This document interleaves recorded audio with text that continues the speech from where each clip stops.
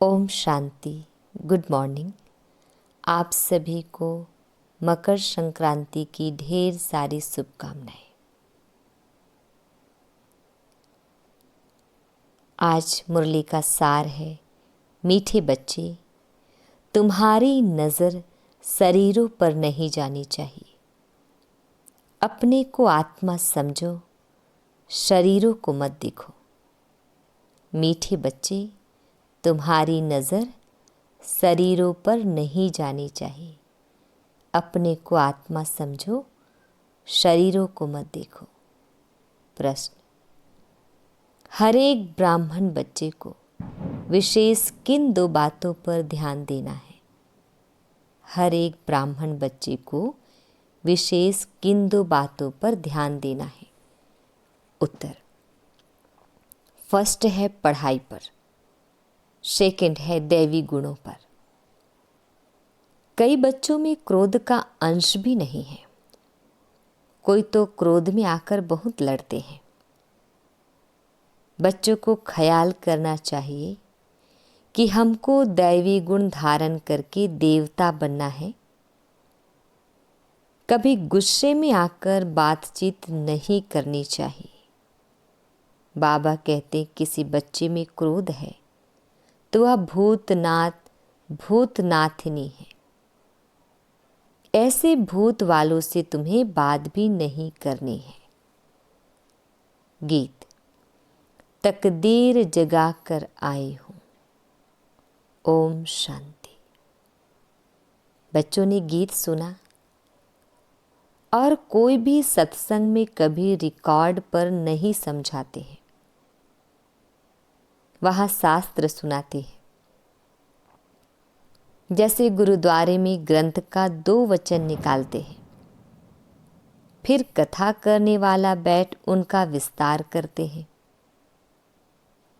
Record पर कोई समझाए, यह कहाँ होता नहीं है। अब बाप समझाते हैं कि यह सब गीत है भक्ति मार्ग के। बच्चों को समझाया गया है, ज्ञान अलग चीज है जो एक निराकार शिव से मिल सकता है। इसको कहा जाता है रूहानी ज्ञान। ज्ञान तो बहुत प्रकार के होते हैं ना। कोई से पूछा जाएगा, यह गलीचा कैसे बनता है? तुमको ज्ञान है? हर चीज का ज्ञान होता है। वह है ही जिस्मानी बातें। बच्चे जानते हैं हम आत्माओं का रूहानी बाप वह एक है। उनका रूप दिखाई नहीं पड़ता है। उस निराकार का चित्र भी है, सालिग्राम मिसल। उनको ही परमात्मा कहते हैं। उनको कहा ही जाता है निराकार। मनुष्य जैसा आकार नहीं है। हर वस्तु का आकार जरूर होता है। उन सब में छोटा आकार है आत्मा का। उनको कुदरत ही कहेंगे। आत्मा बहुत छोटी है, जो इन आँखों से देखने में नहीं आती। तुम बच्चों को दिव्य दृष्टि मिलती है, जिससे सब साक्षात्कार करते हो। जो पास्ट हो गए हैं उनको दिव्य दृष्टि से देखा जाता है। पहले नंबर में तो यह पास्ट हो गया है। अब फिर आए हैं तो उनका भी साक्षात्कार होता है बहुत सूक्ष्म। इससे समझ सकते हैं सिवाय परम पिता परमात्मा के आत्मा का ज्ञान कोई दे नहीं सकता। मनुष्य आत्मा को यथार्थ रीति नहीं जानते, वैसे परमात्मा को भी यथार्थ रीति नहीं जान सकते। दुनिया में मनुष्यों की अनेक मत है। कोई कहते आत्मा परमात्मा में लीन हो जाती, कोई क्या कहते। अभी तुम बच्चों ने जाना है, सभी नंबरवार पुरुषार्थ अनुसार सबकी बुद्धि में एक रस तो बैठ नहीं सकता, घड़ी घड़ी बुद्धि में भी बिठाना होता है। हम आत्मा है, आत्मा को ही 84 जन्मों का पाठ बजाना है। अब बाप कहते हैं अपने को आत्मा समझ मुझ परम पिता परमात्मा को जानो और याद करो। बाप कहते हैं मैं इनमें प्रवेश कर तुम बच्चों को नॉलेज देता हूं। तुम बच्चे अपने को आत्मा नहीं समझते हो, इसीलिए तुम्हारी नज़र इस शरीर पर चली जाती है। वास्तव में तुम्हारा इनसे कोई काम नहीं है। सर्व का सद्गति दाता तो वह शिव बाबा है। उनकी मत पर हम सबको सुख देते हैं। इनको भी अहंकार नहीं आता कि हम सबको सुख देते हैं। जो बाप को पूरा याद नहीं करते हैं, उनसे अवगुण निकलते नहीं हैं। अपने को आत्मा निश्चय नहीं करते हैं। मनुष्य तो न आत्मा को न परमात्मा को जानते हैं।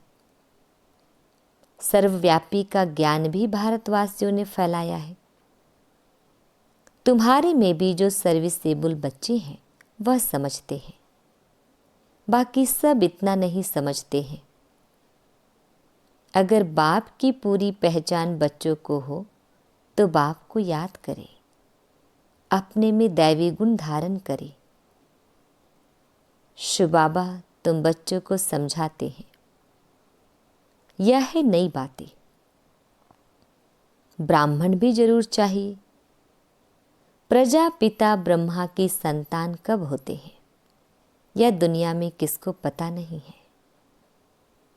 ब्राह्मण तो ढेर के ढेर है, परंतु वह है कुख वंशावली। वह कोई मुख वंशावली ब्रह्मा की संतान नहीं है। ब्रह्मा की संतान को तो ईश्वर बाप से वर्षा मिलता है। तुमको अब वर्षा मिल रहा है ना। तुम ब्राह्मण अलग हो, वो अलग है। तुम ब्राह्मण होते ही हो संगम पर, वह होते हैं द्वापर कलयुग में। यह संगम युगी ब्राह्मण ही अलग है। प्रजापिता ब्रह्मा के ढेर बच्चे हैं। भल हद के बाप को भी ब्रह्मा कहेंगे क्योंकि बच्चे पैदा करते हैं, परंतु वह है जिस्म की बात। यह बाप तो कहेंगे सब आत्माएं हमारे बच्चे हैं। तुम हो मीठे मीठे रूहानी बच्चे। यह किसको समझाना सहज है। शिव बाबा को अपना शरीर नहीं है। शिव जयंती मनाते हैं, परंतु उनका शरीर देखने में नहीं आता। बाकी और सबका शरीर है। सब आत्माओं का अपना अपना शरीर है। शरीर का नाम पड़ता है, परमात्मा का अपना शरीर ही नहीं, इसलिए उनको परमात्मा कहा जाता है। उनकी आत्मा का ही नाम शिव है। वह कभी बदलता नहीं। शरीर बदलते हैं तो नाम भी बदल जाते हैं। शिव बाबा कहते हैं मैं तो सदैव निराकार परम आत्मा ही हूं। ड्रामा के प्लान अनुसार अभी यह शरीर लिया है। सन्यासियों का भी नाम बदलता है। गुरु का बनते हैं तो नाम बदलता है। तुम्हारे भी नाम बदले थे, परंतु कहाँ तक नाम बदलते रहेंगे। कितने भागंती हो गए। जो उस समय थे उनका नाम रख दिया, अब नाम नहीं रखते हैं। किस पर भी विश्वास नहीं है। माया बहुतों को हरा देती है तो भागंती हो जाते हैं। इसलिए बाबा किसका भी नाम नहीं रखते हैं। किसका रखे किसका ना रखे वह भी ठीक नहीं। कहते तो सब हैं बाबा, हम आपके हो चुके हैं, परंतु यथार्थ रीति हमारे होते थोड़े ही हैं। बहुत है जो वारिस बनने के राज को भी नहीं जानते हैं। बाबा के पास मिलने आते हैं परंतु वारिस नहीं है। विजय माला में नहीं आ सकते।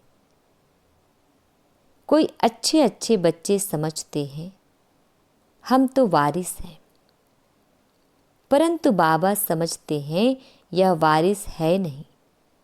वारिस बनने के लिए भगवान को अपना वारिस बनाना पड़े। यह राज समझाना भी मुश्किल है।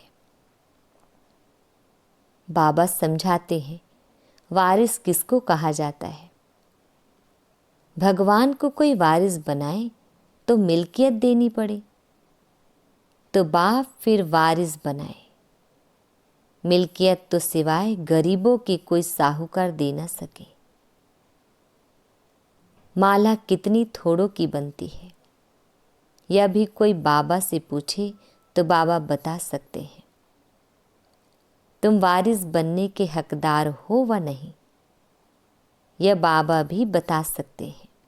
यह कॉमन बात है समझने की। वारिस बनने में भी बहुत अकल चाहिए। देखते हैं लक्ष्मी नारायण विश्व के मालिक थे, परंतु वह मालिकपना कैसे लिया यह कोई नहीं जानते। अभी तुम्हारी एम ऑब्जेक्ट तो सामने है, तुमको यह बनना है।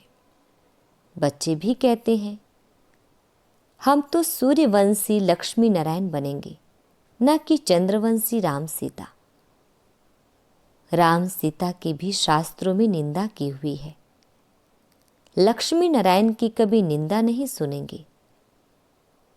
शिव बाबा की श्री कृष्ण की भी निंदा है।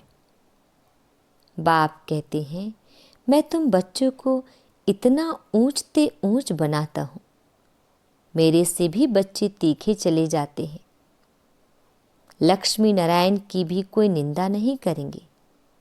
भल श्री कृष्ण की आत्मा तो वही है, परंतु न जानने कारण निंदा कर दी है। लक्ष्मी नारायण का मंदिर भी बड़ा खुशी से बनाते हैं।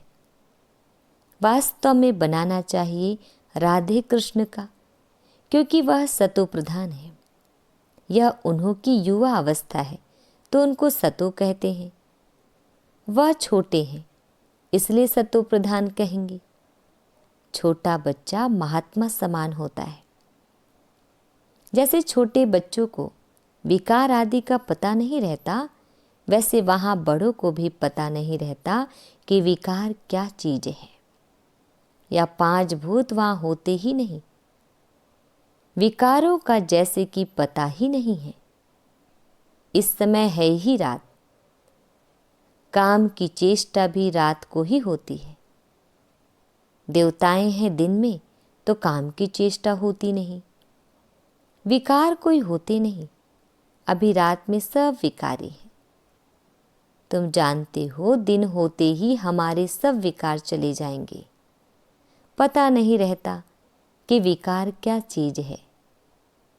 यह रावण के विकारी गुण है। यह है विशेष वल्द। वाइसनेस वल्द में विकार की कोई बात नहीं होती। उनको कहा ही जाता है ईश्वरीय राज्य। अभी है आसुरी राज्य। यह कोई नहीं जानते। तुम सब कुछ जानते हो नंबरवार पुरुषार्थ अनुसार। ढेर बच्चे हैं, कोई भी मनुष्य समझ नहीं सकते कि यह सब बीके किसके बच्चे हैं। सब याद करते हैं शिव बाबा को, ब्रह्मा को भी नहीं। यह खुद कहते हैं शिव बाबा को याद करो जिससे विक्रम विनाश होंगे, और कोई को भी याद करने से विक्रम विनाश नहीं होंगे। गीता में भी कहा है माँ में कम याद करो। श्री कृष्ण तो कह न सके, वर्षा मिलता ही है निराकार बाप से।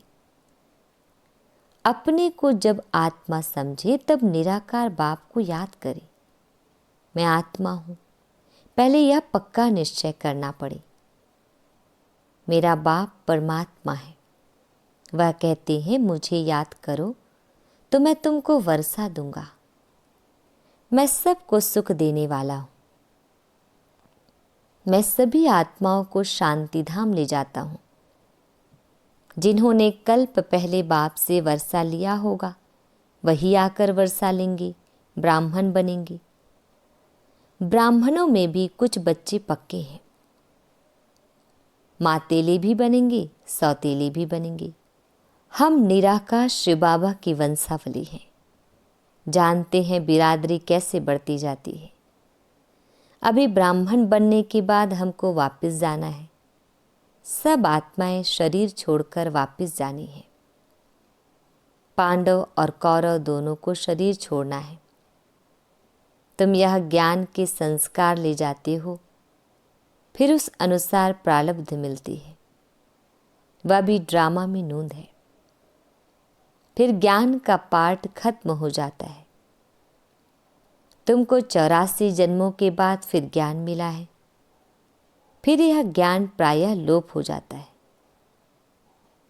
तुम प्रारब्ध भोगते हो। वहां और कोई धर्म वालों की चित्र आदि नहीं रहते। तुम्हारे भक्ति मार्ग में भी चित्र रहते हैं। सतयुग में किसका चित्र आदि नहीं रहता। तुम्हारे चित्र ऑल राउंड भक्ति मार्ग में रहते हैं। तुम्हारे राज्य में और कोई का चित्र नहीं है। सिर्फ देवी देवता ही रहते हैं।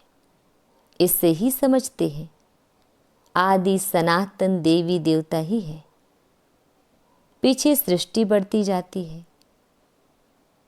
तुम बच्चों को यह ज्ञान सिमरन कर अतीन्द्रिय सुख में रहना है।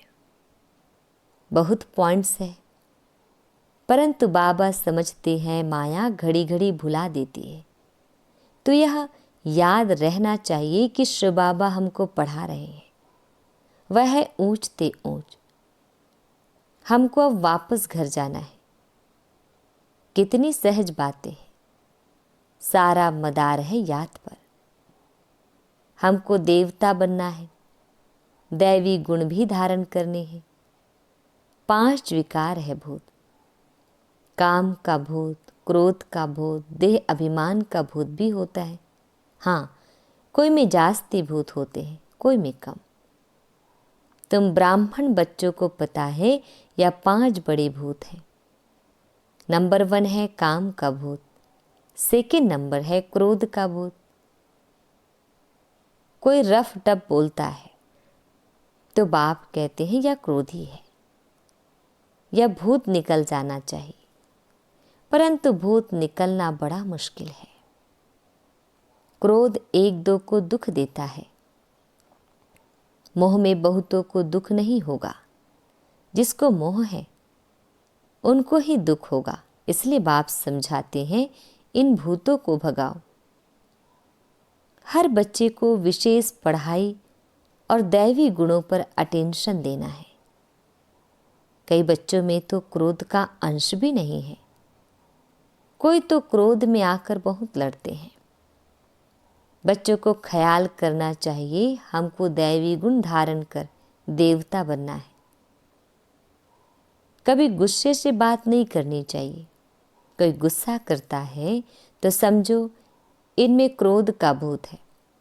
वह जैसे भूतनाथनी बन जाते हैं। ऐसे भूत वालों से कभी बात नहीं करनी चाहिए। एक ने क्रोध में आकर बात की, फिर दूसरे में भी भूत आ गया तो भूत आपस में लड़ पड़ेंगे। भूतनाथनी अक्षर बड़ा छीछी है। भूत की प्रवेशता नहीं हो जाए इसलिए मनुष्य किनारा करते हैं। भूत के सामने खड़ा भी नहीं होना चाहिए, नहीं तो प्रवेशता हो जाएगी। बाप आकर आसुरी गुण निकाल दैवी गुण धारण कराते हैं। बाप कहते हैं मैं आया हूँ दैवी गुण धारण कराए देवता बनाने। बच्चे जानते हैं हम दैवी गुण धारण कर रहे हैं। देवताओं के चित्र भी सामने हैं। बाबा ने समझाया है क्रोध वाले से एकदम किनारा कर लो। अपने को बचाने की युक्ति चाहिए। हमारे में क्रोध ना आ जाए, नहीं तो 100 गुना पाप पड़ जाएगा। कितनी अच्छी समझानी बाप बच्चों को देते हैं। बच्चे भी समझते हैं, बाबा हुबहू कल्प पहले मुआफिक समझाते हैं। नंबरवार पुरुषार्थ अनुसार समझते ही रहेंगे। अपने ऊपर भी रहम करना है, दूसरे पर भी रहम करना है। कोई अपने पर रहम नहीं करते, दूसरे पर करते हैं तो वह ऊंच चढ़ जाते हैं, खुद रह जाते हैं। खुद विकारों पर जीत पहनते नहीं, दूसरे को समझाते हैं, वह जीत पहन लेते हैं। ऐसे भी वंडर होता है। अच्छा, मीठे मीठे सिकिल दे बच्चों प्रति माता पिता बाप दादा का याद प्यार और गुड मॉर्निंग।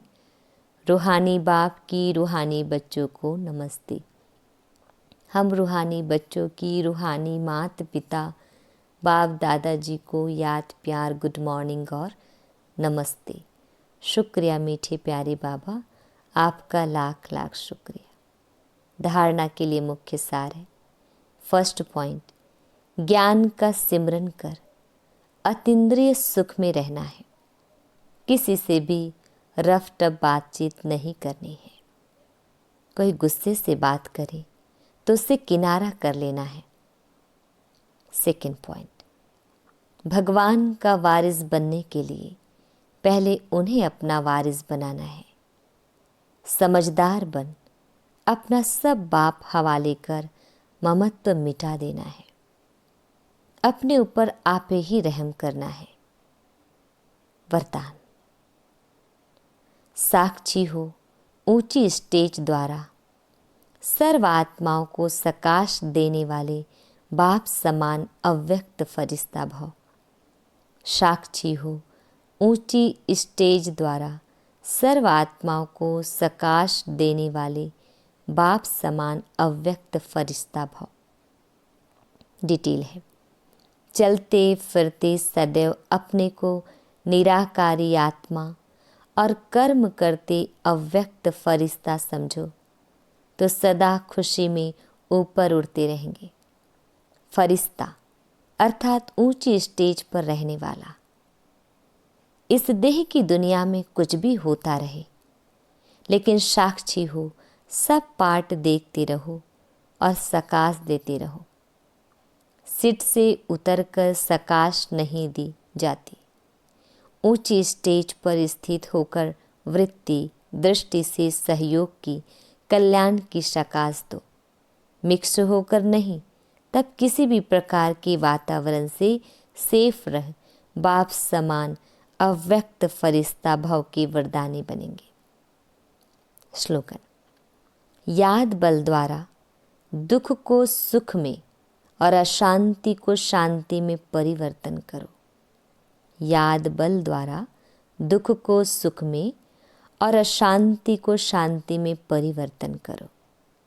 अपनी शक्तिशाली मनसा द्वारा सकाश देने की सेवा करो। डिटेल है, अपनी शुभ भावना, श्रेष्ठ कामना, श्रेष्ठ वृत्ति, श्रेष्ठ वाइब्रेशन द्वारा किसी भी स्थान पर रहते हुए मनसा द्वारा अनेक आत्माओं की सेवा कर सकते हो। इसकी विधि है लाइट हाउस, माइट हाउस बनना।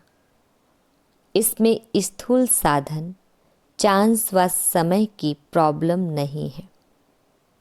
सिर्फ लाइट माइट से संपन्न बनने की आवश्यकता है। ओम शांति।